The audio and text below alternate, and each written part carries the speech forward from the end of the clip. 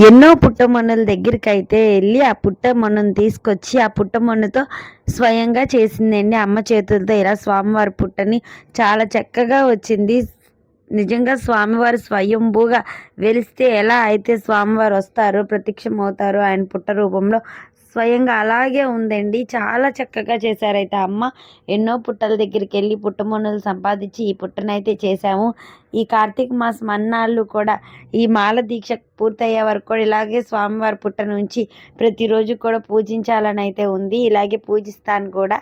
స్వామివారి ఆశీస్సులతో చేయాలని కోరుకుంటున్నాను. ఇంకా అమ్మవారిని కూడా ఇలా చక్కగా బంతి పూలతో అయితే అలంకరణ చేసేసాం. పీఠకం అంతా కూడా పూజ కూడా చక్కగా మార్నింగే అయిపోయింది. పూజ మాల టైం అనే కాదండి, నార్మల్ డేస్లో కూడా ఎర్లీ మార్నింగే పూజ అయితే కంప్లీట్ అయిపోతుంది. పూజ చేశాకే మా డైలీ రొటీన్ అనేది స్టార్ట్ అవుతుంది.